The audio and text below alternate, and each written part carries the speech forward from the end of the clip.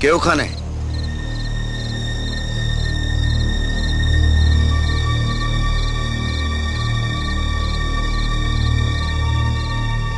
আমার নাম অশোক রায়।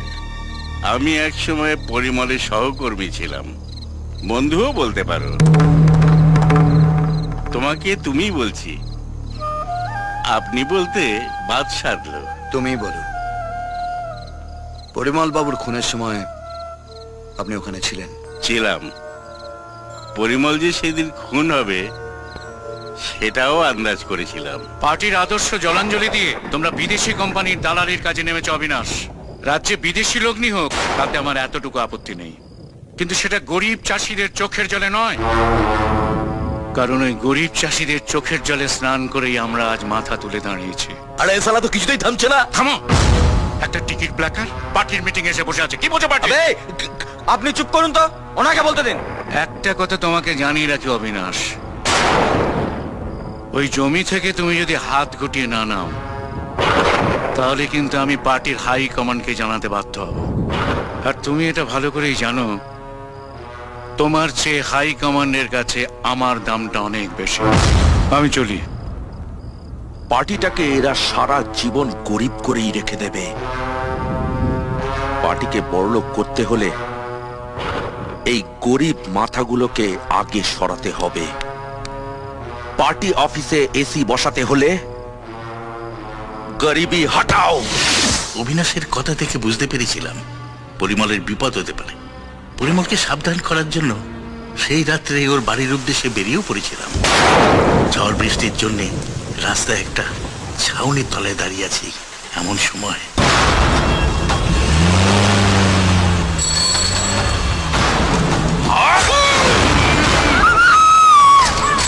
অবিনাশ আর ওসি প্রতাপ মণ্ডল হঠাৎ আমাকে দেখে থমকে গেল। ওই দেখুন, পরিমলের বন্ধু অশোক রায়। তারপর কি যেন ভেবে ওরা গাড়িটা নিয়ে বেরিয়ে গেল। তাই বৃষ্টির মধ্যে এগিয়ে গিয়ে দেখি পরিমলের নিথর দেহটা পড়ে আছে আর গৌরী কাঁদছে। পরিমলের খুনের প্রত্যক্ষদর্শী হওয়ায় অবিনাশ বাড়িতে এসে আমায় থ্রেট করে। কাউকে বিদায় জানালে আমি মিষ্টি মুখে বিদায় জানাই। জানেন তো, পরিমল বাবু কাল রাত্রে খুন হয়ে গেছে। একেবারে গলার উপর দিয়ে ছুরিটা গেছে। একটু মিষ্টি মুখ করানোরও সুযোগটা দিল না। তাই আগে থেকেই আপনার জন্য মিষ্টিটা নিন। আহা, বেঁচে থাকলে এরা কত বড় হবে আর বাবা মার মুখ উজ্জ্বল করবে। আর না থাকলে বাবা মার খুব কষ্ট হবে। অবিনাশ! আজ মিষ্টি নিয়ে এলাম, কাল তালা চাবি নিয়ে আসবো। ঘর খালি থাকে। বউ মেয়েকে বাঁচাতে সেদিনই আমি হরিদেবপুর ছেড়ে চলে যাই। রাস্তায় ধূপকাঠি বিক্রি করে ছেলে মেয়েদের মুখে অন্ন জুগিয়েছি, কিন্তু নিজে এতটুকু শান্তি পাইনি। আমার ভেতরের আমিটা আমাকে কুড়ে কুড়ে খেয়েছে। প্রাণের মায়া ত্যাগ করে কেন আমি সেদিন সবাইকে সত্যি কথাটা বলতে পারিনি? তাই আজ বাড়ি থেকে বেরোবার সময় বউ ছেলে মেয়েকে বলে এসেছি, যদি না ফিরি ধরে নিও বেঁচে নেই। আজ তোমাকে অবিনাশের মুখোমুখি দাঁড়িয়ে প্রতিবাদ করতে দেখে মনে হলো পরিমলের চিতার আগুনটা এখনো নেবেনি, অবিনাশদের জন্য জ্বলছে। তাই তোমার কাছে ভরসা করে এলাম। হ্যাঁ, তোমাকে ওদের শাস্তি দিতেই হবে, শাস্তি দিতেই হবে, যাতে মরার আগে আমি এইটুকু শান্তি পাই। তোমাকে দেখার পর বুঝেছি লেলিন, কার্ল মার্কস, মাও সেতুং এখনো শেষ হয়ে যায়নি। তোমার মতো কারুর না কারুর ভেতরে এখনো বেঁচে আছে। লাল সালাম। লাল সালাম। এবার সালাটা হেস্ত নেস্ত করতেই হবে। অনেক সহ্য করেছি, আর নয়। নিজে কারানি খেয়েও চুপ করেছিলাম, আর নয়। ইউবি গোষ্ঠী হুমকি দিয়েছে ওরা জমি না পেলে হরকে যাবে। মাটির তলা থেকে ওপরের সিঁড়ি পর্যন্ত জল ঢেলে ঢেলে ঢেলে ঢেলে তবে ওদের হরিদেবপুরে এনে ঢোকাতে পেরেছি। ওই একটাই লোকের জন্য তরি তীরে এসে আবার ডুবতে বসেছে। বলছি তো আর নয়, 13.5 রিল শেষ, এবার খালি অ্যাকশন হবে। এটা করতে গেলে কলোনির লোক ল্যাম্পপোস্টে ঝুলিয়ে তোমাদের পেঁদাবে। এখন আর তুফান একা নয়, সঙ্গে আছে ওই পরিমল বাবুর মেয়েটা আর ওই ছোটন। এই দুটো শালা আবার ওই গোদের ওপর এখন বিষ পড়া হয়ে গেছে। ওটাই তো আমাদের প্লাস পয়েন্ট। আরে ঘাটা যেখানেই মারো, ওই গোদের ওপরই মারো আর ফোঁড়াটার ওপরই মারো, লাগবে তো দুটোই। আপনি শুধু একটা কাজ করুন, আমাকে একটা অচেনা বোলার এনে দিন, যাকে ওরা কোনোদিনও খেলেনি। আমি শালা শুধু বলে দেবো বলটা কোন জায়গায় রাখতে হবে। একটা যদি হয় কট আউট, আর একটা হবে রান আউট।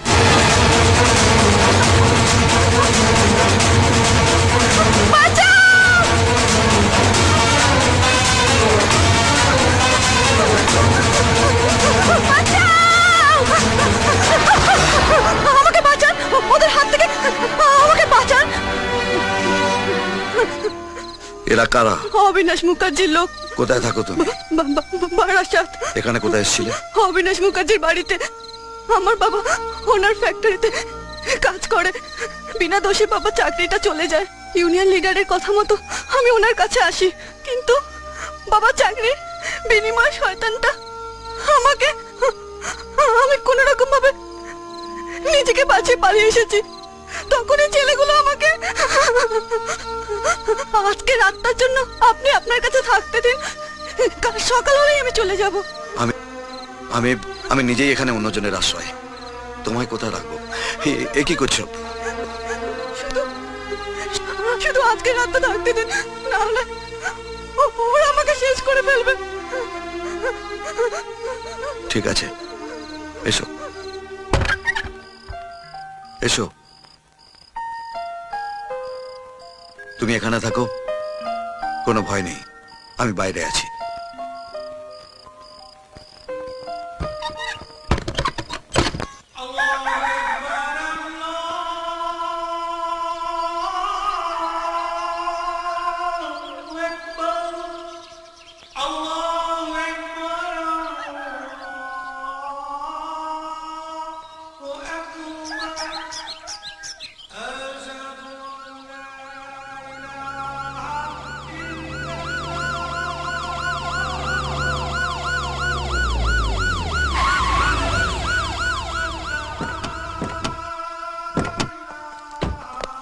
तूफान, तूफान, तूफान, तूफान, नहीं साला तूफान।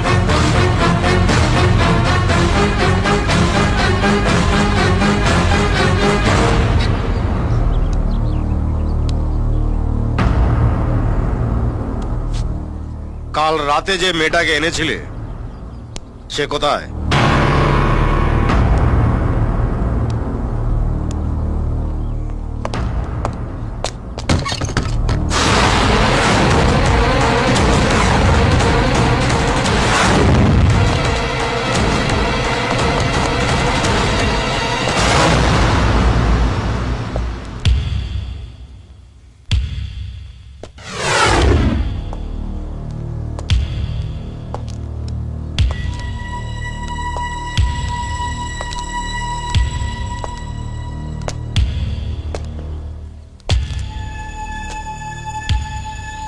পাওনি না?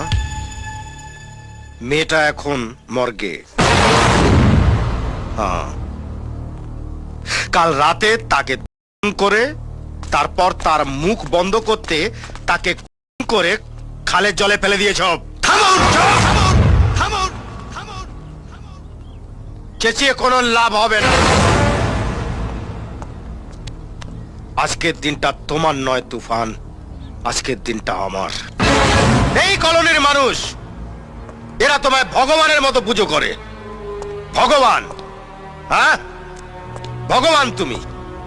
আজ এরা দেখবে কি এই ভগবানের পা হড়কালে কি হয়। 1 মিনিট, আপনি যেটা বলছেন সেটা তো আপনার মুখের কথা, কি প্রমাণ আছে আপনার কাছে? প্রমাণ? প্রমাণ হাতে না পেয়ে কি ভগবান পেটানোর কাজে হাত দিয়েছি?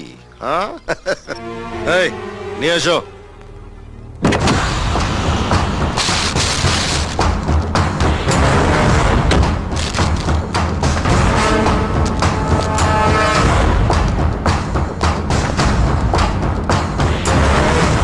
প্রমাণ হলো এই শাড়ি আর এই ব্লাউজ, যেটা কাল রাতে মেয়ের পরনে ছিল।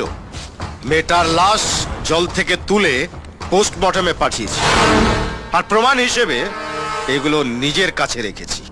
না না না, এ আমরা বিশ্বাস করি না।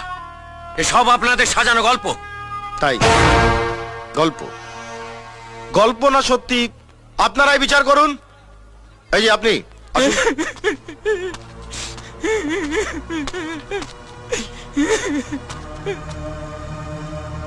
নিজের মেয়ের মৃতদেহটা আমি নিজের হাতে মরকে পাঠিয়েছি। বাবা হয়ে কেউ কখনো মিথ্যা কথা বলতে পারে? বলুন।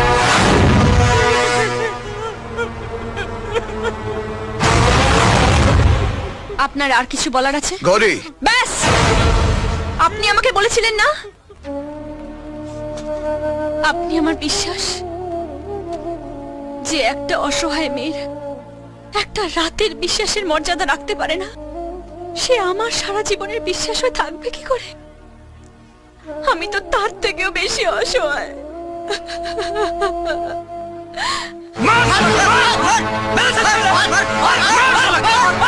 তুফান বছরে এক আধবার আসে, আর পুলিশ সারা বছর হাসে। তোমাকে বাড়িতে আশ্রয় দিয়ে ভেবেছিলাম যে আল্লাহর অভিশাপের খাতা থেকে নামটা কেটে আল্লাহর আশীর্বাদের খাতায় আমাদের নামটা তুলে দিয়েছি। ভাবতেও পারিনি যে আল্লাহর সবচেয়ে বড় অভিশাপটাকে দাওয়াত দিয়ে ডেকে নিয়ে এসেছি। ভগবান, এই কলোনির ভগবান তুমি। আমি তোমাকে দাদা বলে পায়ে হাত দিয়ে প্রণাম করেছিলাম। আমার জীবনের অনেক ভুলের মধ্যে এটাই বোধহয় সবচেয়ে বড় ভুল ছিল আমার। কি ডায়লগ! স্ত্রীকে বলো যে মাথার ওপর দিয়ে নুন আর লঙ্কা ঘুরিয়ে দিতে। ঘুরিয়ে দিতে।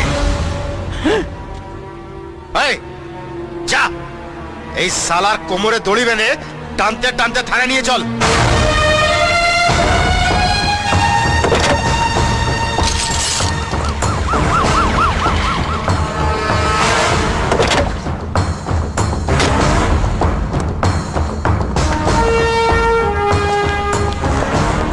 কাকে কোমরে দড়ি বেঁধে থানায় নিয়ে যাবার জন্য এসেছেন অফিসার? স্যার, এই যে স্যার, এই লোকটা তুফান কাল রাতে একটা মেয়েকে করার পর খুন করে তার লাশটা খালে জলে ফেলে দিয়েছে। আমরা লাশটা পোস্টমর্টমে পাঠিয়েছি। মেয়েটির বাবা থানায় মিসিং ডায়েরি করে। আমরা মেয়েটির সন্ধান করতে গিয়ে খালে জলে তার লাশটা পাই।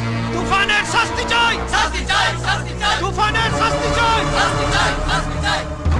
স্যার, কলোনির মানুষ ক্ষেপে আছে। এই লোকটাকে শাস্তি না দিলে কলোনিতে আগুন জ্বলবে। আগুন? সেই আগুন জ্বালানোর জন্য তো আপনি এইখানে এসেছেন ইন্সপেক্টর। আর আমি এসেছি ফায়ার ব্রিগেড হয়ে সেই আগুনের জল ঢালার জন্য। ওরা সেটাই জেনেছে যেটা এতদিন আপনি ওদের বুঝিয়েছেন, আপনি ওদের দেখিয়েছেন। এবার ওরা সেটাই জানবে যেটা আমি ওদের বলবো, আমি ওদের দেখাবো। ওকে নিয়ে এসো।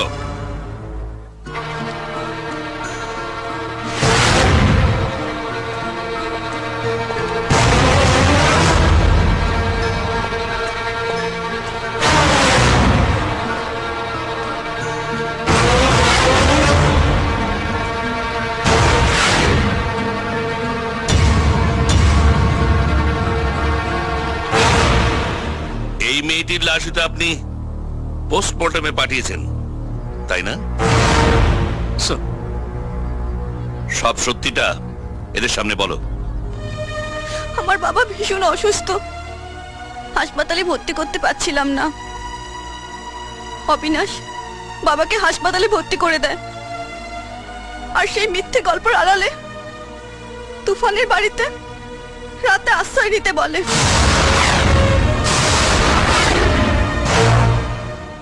আমি মাঝরাতে বাড়িতে গিয়ে শাড়ি ব্লাউজ ছেড়ে থানায় গিয়ে দিয়ে আসি। আর উনি আমার বাবা নন, পার্টির লোক। আমি আমার বাবাকে বাঁচানোর জন্য এই নোংরা কাজটা করেছি। আমি এই অপরাধের জন্য আপনাদের কাছে ক্ষমা চাইছি। তুফানদার কোনো দোষ নেই। এতক্ষণ যাকে আপনারা অভিশাপ দিচ্ছিলেন, যার শাস্তির দাবি করছিলেন, জানেন তিনি কে? উনি হচ্ছেন সিবিআই ডিপার্টমেন্টের সবচেয়ে গ্লোরিয়াস অফিসার, আমাদের সবার গর্ব তন্ময় সান্যাল ওরফে তুফান।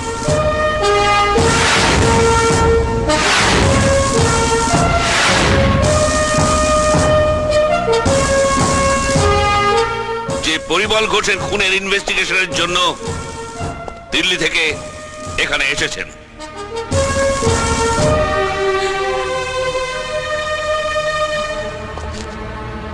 অবিনাশ মুখার্জির বড়ে হয়ে দাবার চালটা আপনি ভালোই খেলেছিলেন, কিন্তু খেয়াল করেননি আপনাকে খাবার জন্য ওই আড়াই চালের ঘোড়াও তৈরি আছে। ইন্সপেক্টর প্রতাপ মণ্ডল একজন পুলিশ অফিসার হয়ে আর একজন সিনিয়র অফিসারকে পাবলিকের সামনে অপদস্থ করার জন্য, তার বিরুদ্ধে মিথ্যে চার্জ এনে তাকে ফাঁসানোর জন্য, পরিমল ঘোষের খুনের কেসটা চাপা দেওয়ার জন্য আপনাকে সাসপেন্ড করা হলো। Shut up! তন্ময়, এনকাউন্টারে শুধু ক্রিমিনালদের মারলেই ক্রাইম শেষ হয়ে যায় না। এই সমস্ত করাপ্ট অফিসারদের এনকাউন্টারে শেষ করে নিজের ঘরটাকে ঠিক রাখতে হয়। স্যার